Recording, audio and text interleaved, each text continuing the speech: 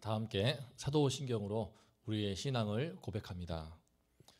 전능하사 천지를 만드신 하나님 아버지를 내가 믿사오며 그 외아들 우리 주 예수 그리스도를 믿사오니 이는 성령으로 잉태하사 동정녀 마리아에게 나시고 본디오 빌라도에게 고난을 받으사 십자가에 못 박혀 죽으시고 장사한 지 사흘 만에 죽은 자 가운데서 다시 살아나시며 하늘에 오르사 전능하신 하나님 우편에 앉아 계시다가 저리로서 산자와 죽은 자를 심판하러 오시리라.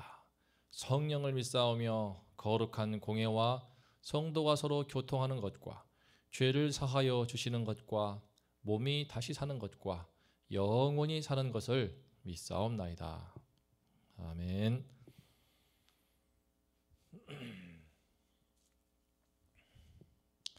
다 함께 찬송가 91장을 부르심으로 새벽 예배를 시작하겠습니다. 슬픈 마음 있는 사람 예수 이름 믿으면 영원토록 변함없는 기쁜 마음 얻으리. 예수의 이름은 세상의 소망이요 예수의 이름은 천국의 기쁨일세. 거룩하신 주의 이름 너의 방패 삼아라. 환난 시험 당할 때에 주께 기도드려라. 예수의 이름은 세상의 소망이요 예수의 이름은 천국의 기쁨일세. 존귀하신 주의 이름 우리 기쁨 되도다.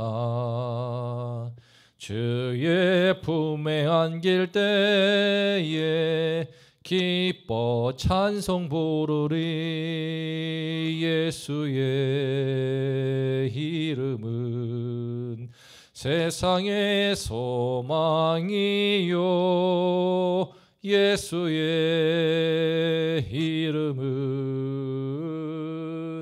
천국의 기쁨일세.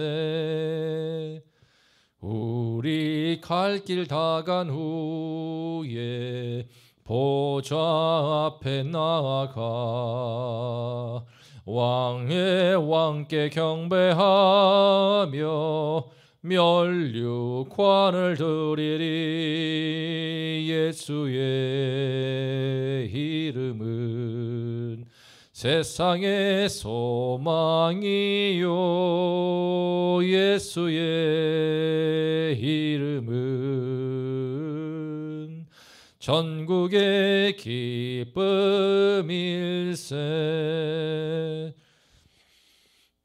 아멘. 오늘 이 시간 나눌 말씀은 요엘서 2장 18절부터 20절까지입니다. 요엘서 2장 18절부터 20절까지 제가 말씀을 봉독하겠습니다. 그때에 여호와께서 자기의 땅을 극진히 사랑하시어 그의 백성을 불쌍히 여기실 것이라. 여호와께서 그들에게 응답하여 이르시기를 내가 너희에게 곡식과 새 포도주와 기름을 주리니 너희가 이로 말미암아 흡족하리라. 내가 다시는 너희가 나라들 가운데에서 욕을 당하지 않게 할 것이며 내가 북쪽 군대를 너희에게서 멀리 떠나게 하여 메마르고 적막한 땅으로 쫓아내리니 그 앞에 부대는 동해로 그 뒤에 부대는 서해로 들어갈 것이라. 상한 냄새가 일어나고 악취가 오르리니 이는 큰 일을 행하였음이니라 하시리라. 아멘.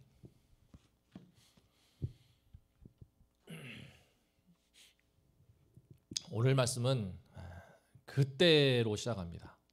그때에 여호와께서 자기의 땅을 극진히 사랑하시어 그의 백성을 불쌍히 여기실 것이라. 그러면서 여호와께서 그때에 얼마나 큰 은혜를 베푸시고 백성들을 돌보시는지 극진한 사랑을 부어주시는지를 말씀하고 있습니다. 여기서 그때란 어떠한 때를 말할까요? 바로 여호와께로 돌아오는 때를 말합니다. 우리가 지금까지 요엘서 1장부터 2장 17절까지 계속하여 여호와께서 돌아오는 그때가 무엇인지를 말해 주었습니다. 이 시간 우리는 그 여호와께 돌아온다는 것이 무엇인지 그 때에 대해서 두 가지를 살펴볼 것입니다.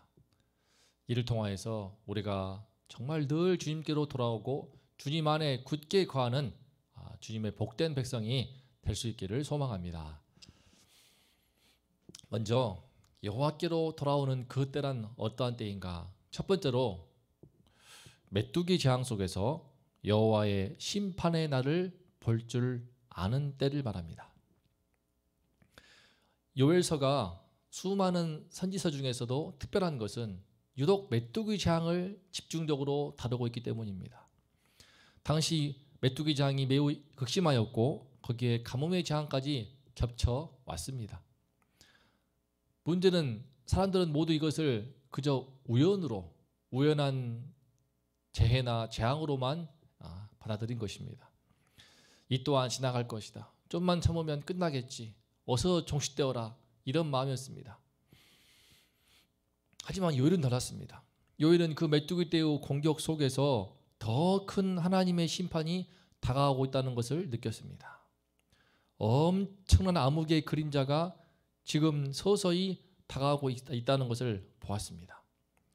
수백만 마리, 수천만 마리의 그 메뚜기 떼들의 공격 속에서 그 메뚜기 떼들이 온 산과 들을 다 덮고 있고 성 위로 달리고 성벽으로 기어 올라서 집 안까지 쳐들어오는 그 모든 광경 속에서 요엘은 장차 이말 이방 적군들이 쳐들어와서 백성들을 무참하게 살육할 그 장면을 볼 수 있었습니다. 실제로 몇 세대가 되기 전에 북이스라엘은 아수르 군대가 침공합니다. 그리고 나중에는 남유다의 바벨론 군대가 침공합니다.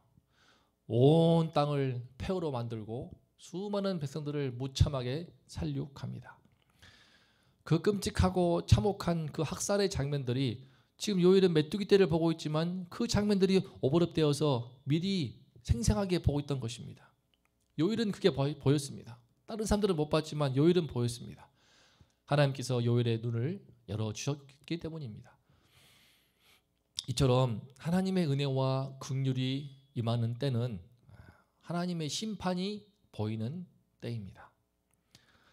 지난날 내가 하나님을 모르고 얼마나 오만방자하게 하나님 모른 채 끝없이 교만한 삶을 살았는가를 깨닫고 이제라도 엎드려서 주님께 돌이키지 않으면 내가 큰 화를 당하겠구나, 그런 절절한 두려움을 갖는 것입니다. 내 삶 속에 큰 어려움이 닥칠 때에, 힘든 시련이 닥칠 때에 하나님께서 나를 지금 겸손케 하시는구나, 내가 이제라도 주님께 돌이키지 않으면 앞으로 더 큰 어려움을 당할지도 모르겠구나, 주님이 나를 부르신다, 이런 마음을 갖는 것입니다. 심판에 대한 두려움을 갖는 것, 이것은 하나님의 큰 은혜입니다. 실제로 아무리 인생에 큰 어려움이 닥치고 재앙이 와도, 큰 풍파를 겪어도 하나님의 은혜가 그 마음에 임하지 않으면 주님에 대한 두려움을 갖지 못합니다. 주님께 돌아오기는커녕 더 마음이 사나워지고 억척스러워지고 오히려 찌들어버리고 상하여서 극단적인 선택을 하기도 합니다. 하나님의 심판에 대하여서 눈을 뜨는 것이야말로 은혜이며 구원의 시작입니다. 바로 거기서부터 주님의 구원을 간절히 찾는 마음이 솟아나오기 때문입니다. 두 번째로 우리가 여호와께로 돌아오는 그때는 메뚜기 재앙 속에서, 그 재앙 속에서 하나님의 사랑을 볼 수 있는 때입니다. 요엘은 메뚜기 재앙 앞에서 백성들한테 앞으로 더 큰 화가 올 것이다 라고 하면서 부정타는 소리만 꽥꽥 질러대는 것이 아니었습니다. 잘 들어보면은 그는 지금의 재앙 속에서 당신의 백성들을 향하는 주님의 그 안타까운 사랑의 노래를 들려주고 있습니다. 바로 2장 13절에서 우리가 보았던 말씀입니다. 그는 은혜로우시며 자비로우시며 노하기를 더디하시며 인애가 크시사 뜻을 돌이켜 재앙을 내리지 아니하시나니.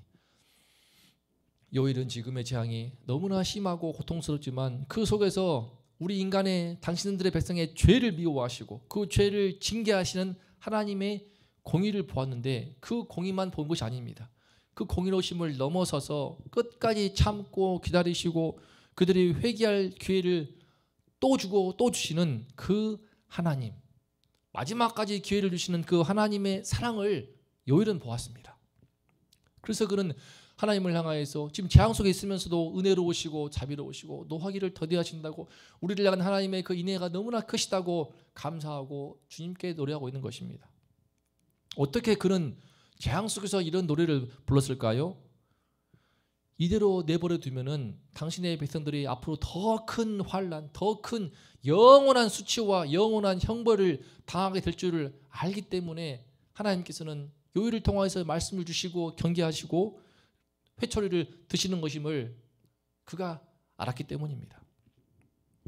어찌하든지 백성들을 돌이키고자 하시는 하나님의 사랑을 그는 재앙 속에서, 그 메뚜기와 가뭄 재앙 속에서 주님이 드시는 그 회초리 속에서 보았습니다.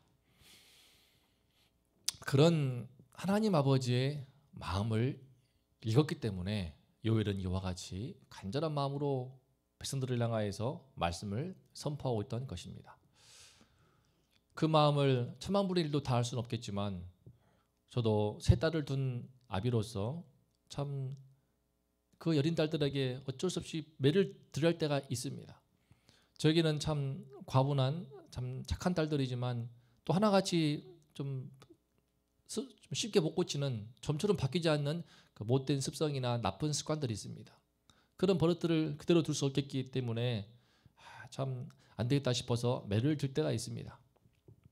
그래서 매를 들고 나면은 참 가슴이 아픕니다.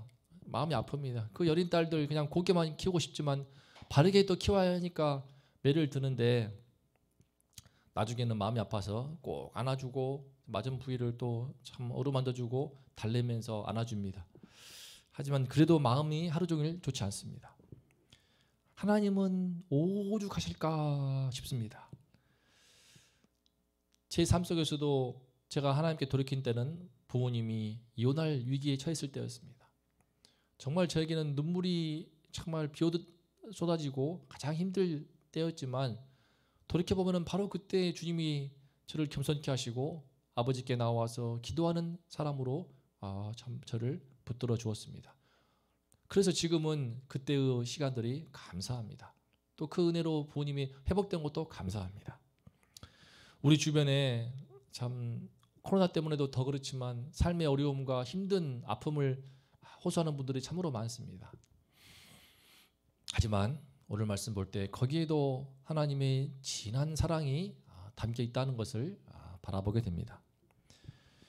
아무리 괴롭고 아픈 시간이 온다고 해도 그 괴로움과 아픔을 넘어서는 하나님 아버지의 바다와 같이 깊은 그 사랑이 우리 가슴 속에 물밀져 들어오기를 기도합니다. 주님의 그 사랑이야말로 그것을 맛보는 것이야말로 우리의 참된 위로가 되고 힘이 되어서 우리를 다시 일으켜 주십니다.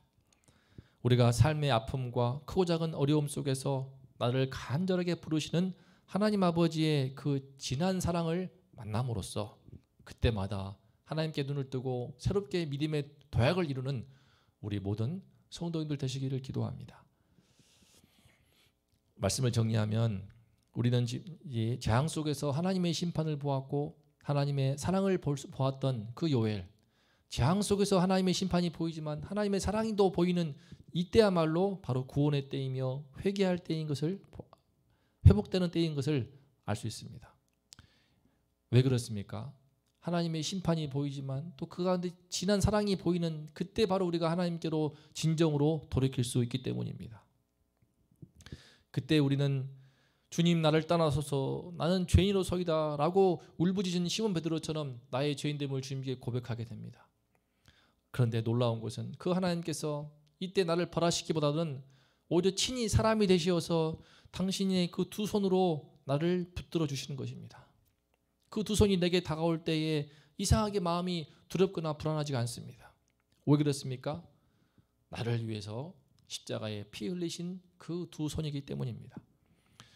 그 예수님을 만날 때에, 그 예수님의 얼굴을 볼 때 우리는 한없이 은혜롭고 자비로우시며 한없이 노하기를 더디하시고 인애가 풍성하신 하나님의 모습을 보게 됩니다.